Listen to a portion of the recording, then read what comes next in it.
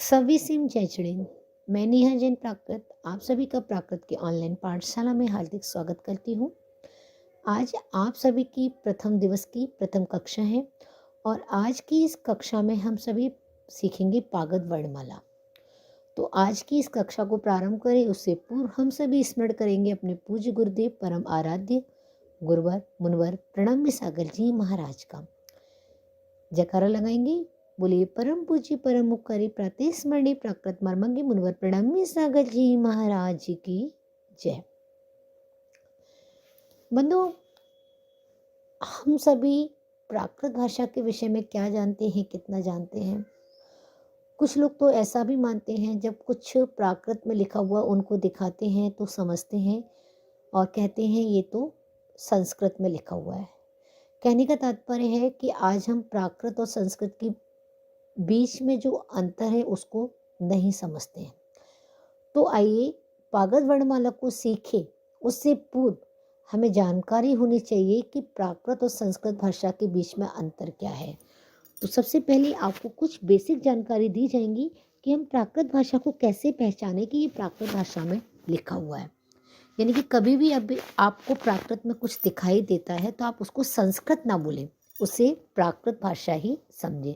तो कैसे पहचान करें कि ये प्राकृत भाषा है? तो उसके लिए कुछ नियमों को आप सभी को ध्यान रखना है। सबसे पहले पहला नियम होता है कि प्राकृत में जो विसर्ग होती हैं उनका पूर्णतः अभाव होता है। विसर्ग अर्थात किसी भी वर्ण के पश्चात जो दो बिंदियां होती हैं उसे विसर्ग कहते हैं। तो इस विसर्ग का प्राकृत भाषा में पूर्णतः अभाव होता है और इस विसर्ग के स्थान पर प्रयोग में क्या लाते हैं? इस विसर्ग का ओ में परिवर्तन हो जाता है। तो हम देखेंगे जैसे कि एक शब्द प्राकृत में आप देखेंगे संस्कृत में कि विसर्ग का बहुत ज़्यादा प्रयोग होता है। यदि एक वाक्य होगा तो उसमें कहीं ना कहीं किसी न किसी वर्ण पर विसर्ग तो अवश्य ही आती है। अब जैसे कि नमः, नमः बहुत पूजाओं में भी हम प्रयोग करते हैं, बहुत जाप वगैरह सब में ही नमः का प्रयोग करते हैं। तो ये नमः, नमः क्या है? संस्कृत का शब्द। अब इस नमः का प्राकृत में क्या होगा? इस नमः ना का जो सॉल्सैनी प्राकृत है उसमें ना का प्रयोग नहीं होता है। उस ना के स्थान पर ड़ैड़ अमुकार का प्रयोग में लाते हैं और माँ का माँ रहेगा और जो विसर्ग है उस विसर्ग के स्थान पर ओ हो जाएगा। तो नमः का प्राकृत में ड़मो हो गया। हम जानते हैं हमारा ड़मोकार मंत्र अनादि अनिधन महामंत्र है। यानी कि प्राकृत भाषा भी कब से चली आ रही है? जब से यह महामंत्र है तब से ही हमारी प्राकृत है। तो आप समझ सकते हैं ड़मोकार का ड़मो कैसे बना। अब ये बना नहीं, ये तो मात्र समझना है, क्योंकि आज हम हिंदी से प्राकृत को सीखने का प्रयास कर रहे हैं, जबकि प्राकृत ही मूल भाषा रही है और प्राकृत से ही बहुत सारी भाषाएं निकल के आई है। अब दूसरा जो नियम है, दूसरे नियम को समझेंगे। दूसरा नियम है कि प्राकृत में प्रारंभिक और अंतिम जो अक्षर होता है वो आधा नहीं होता है। जैसे कि एक अक्षर आप देखेंगे पागद वर्णमाला में स्वर लिखा हुआ है, तो स्वर क्या है? हिंदी का शब्द है। अब इसका प्रारंभिक स्व, यदि कहीं पर भी प्रारंभ में स्व आएगा तो उसका सा में परिवर्तन हो जाएगा, सा। तो स्वर का क्या होगा? स्व का तो सा हुआ, रा का रा, स्वर सर हो गया। तो दूसरा नियम क्या समझना है कि प्रारंभिक और अंतिम अक्षर आधा नहीं होता है। ये एक प्राकृत भाषा की पहचान है। तीसरा कैसे आइडेंटिफाई करें? तो तीसरा आप देखेंगे किसी भी वर्ण के ऊपर रेफ नहीं लगी होगी। कोई भी वर्ण ऐसा नहीं होगा जिस पर रेफ लगी हो, यानी कि रेफ रहित शब्दों का प्रयोग प्राकृत भाषा में किया जाता है। उदाहरण के लिए जब आप ये पागद वर्णमाला देखेंगे तो पागद वर्णमाला, वर्णमाला लिखा हुआ है, व अदड़ और ड़। और जबकि हिंदी देखेंगे तो आप क्या देखेंगे? प्राकृत वर्णमाला, यानी कि ड़ के ऊपर क्या लगी हुई? रेफ लगी हुई है। तो जो रेफ लगी हुई है उसे हमें हिंदी समझना है और जो यहाँ रेफ रहे थे तो उसको हमें प्राकृत समझना है। अब किसी भी वर्ण के ऊपर रेफ होती है, वह रेफ हटकर जिस भी वर्ण पर लगी है, उसी का आधा अक्षर प्रारंभ में उससे पूर्व जुड़ जाता है।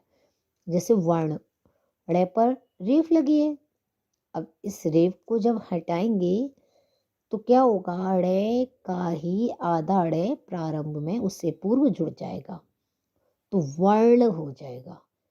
क्या हो जाएगा, वर्ण। तो ये क्या हुई, वर्णमाला। ऐसी ये वर्णमाला समझना। एक और आप उदाहरण के लिए समझेंगे, 2-3 और दे देते हैं।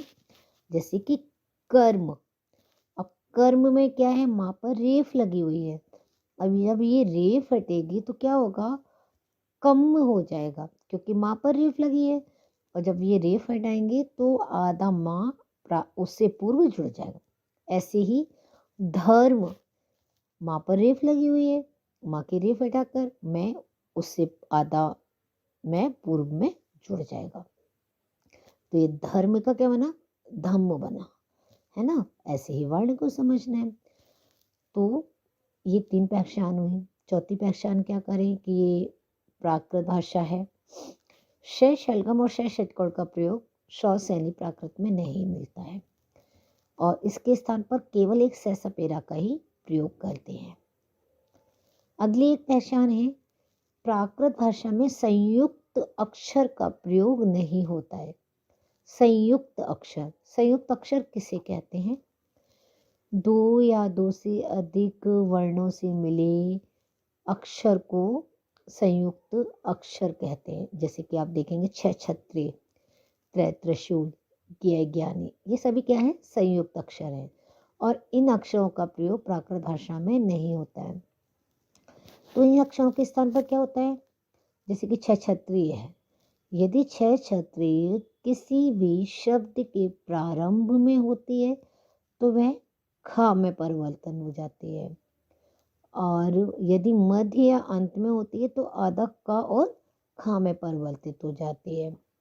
उदाहरण समझेंगे, क्षमा, क्षमा या छ छत्री यह प्रारंभ में है, तो छ छत्री प्रारंभ में है तो ख बनी, तो खमा हो गया। आप पढ़ते हैं खमामी, है ना, खमामी करते हैं ना, खमामी सब जीवाणम, है ना, ये बहुत ज़्यादा परीक्षण पर में इस तरह की आती है, तो खमामी क्या है, क्षमा ही है।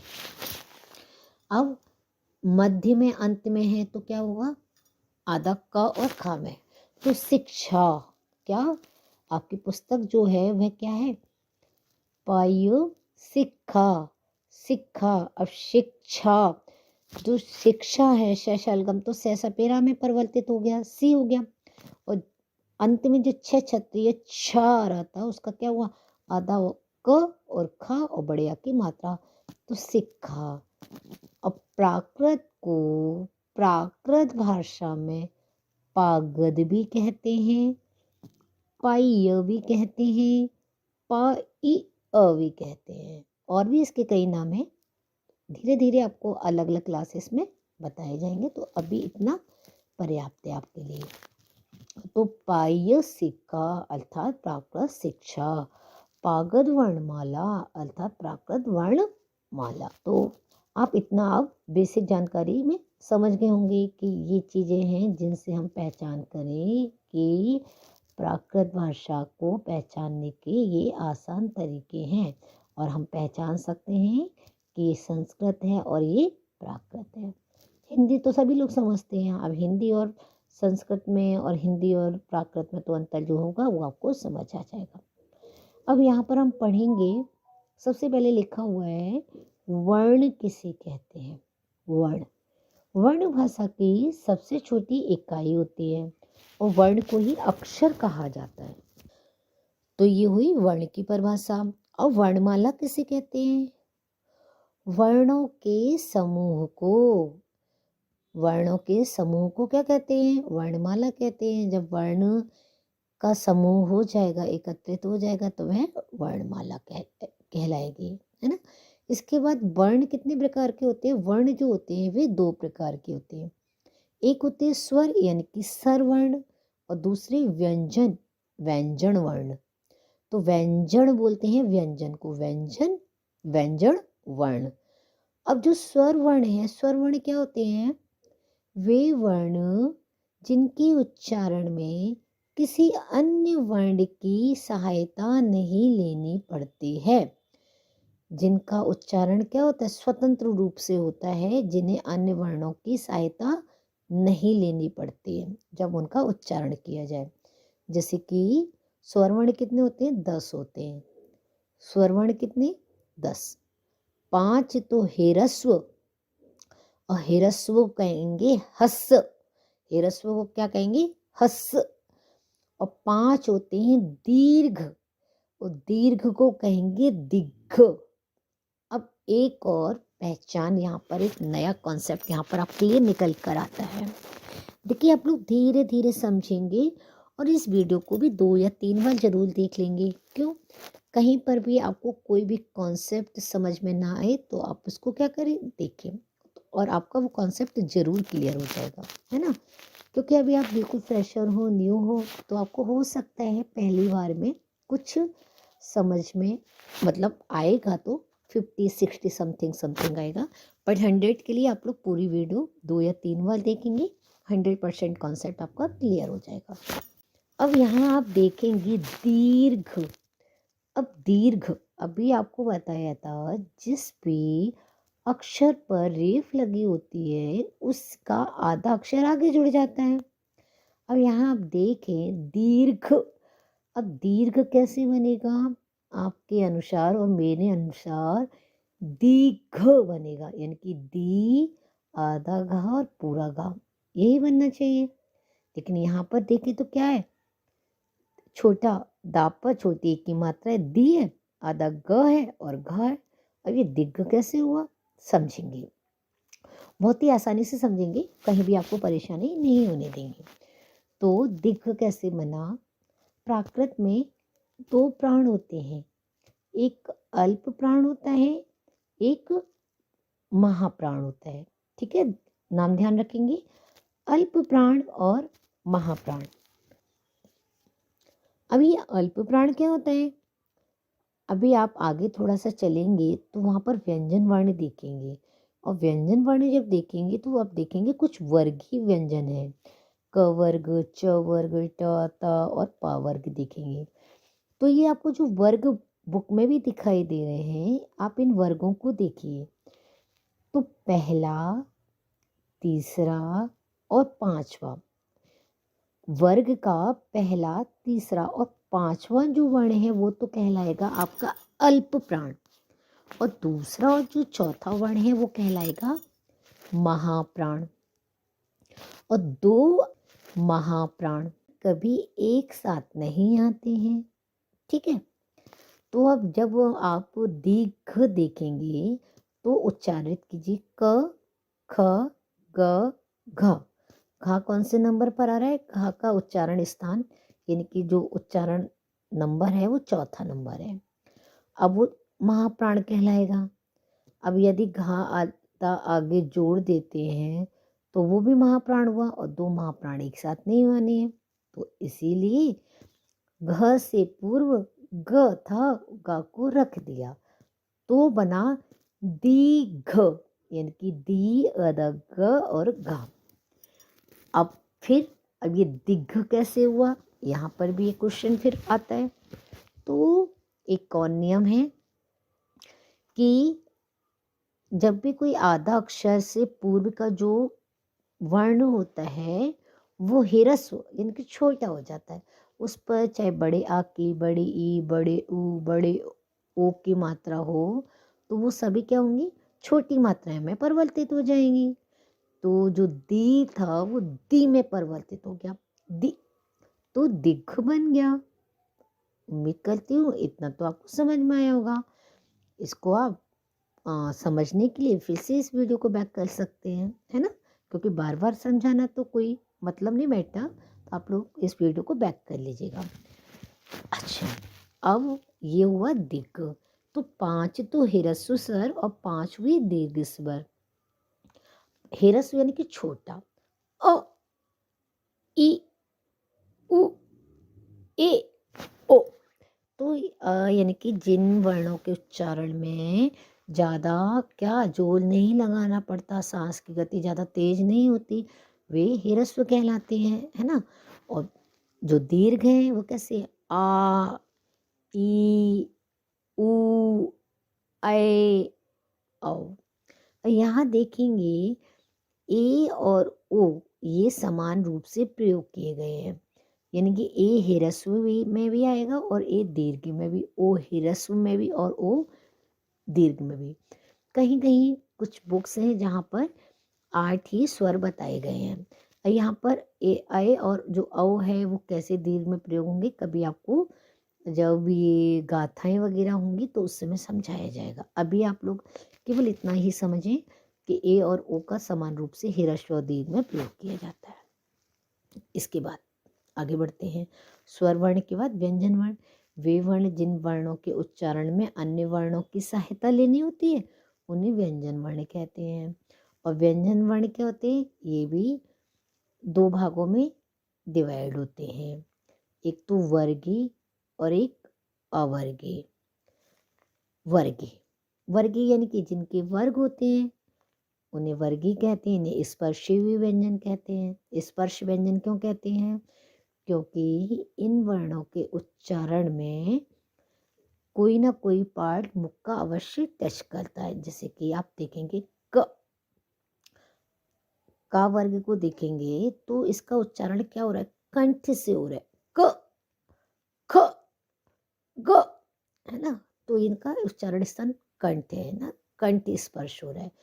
ता को देख लेंगे त थ द, यानी कि ता वर्ग में जितने भी वर्ण हैं उनका उच्चारण स्थान दंत है, दांत लग रहा है। प देखेंगे तो पा बिना ओठ की सहायता से बोला ही नहीं जाएगा। पावर प फ ब भ म, है ना। तो ये कैसे है? स्पर्शी। तो ये संख्या में 23 होते हैं।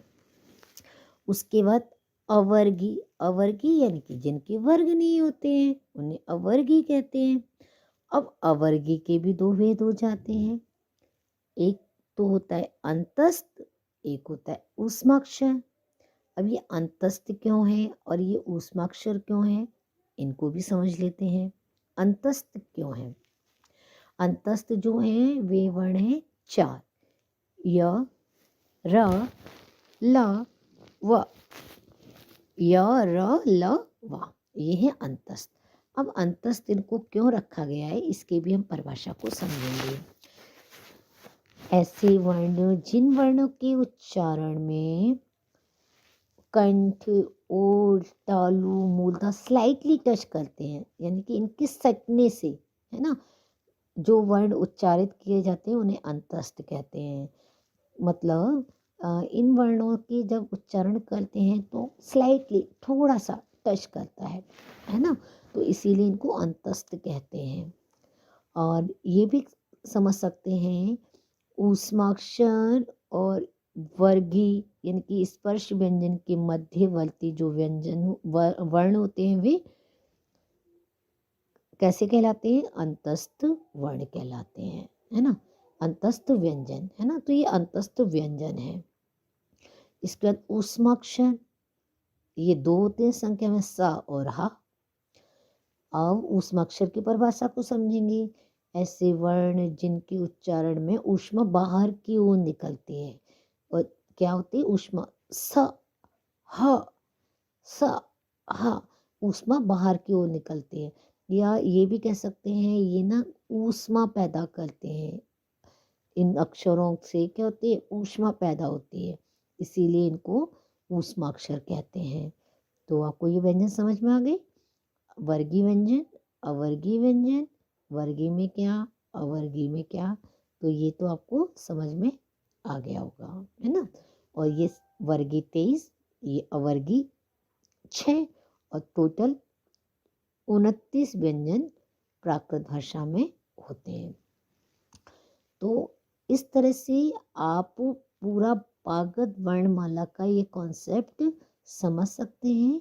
और उम्मीद, आशा इसी के साथ कि आपको ये वीडियो बहुत ही लाभदायक रहेगी, आपको बहुत कुछ समझ में आया होगा और आप आज प्राकृत और संस्कृत के बीच में जो अंतर है वो भी समझ गए होंगे। अगली वीडियो में पुनः आपसे मिलूंगी।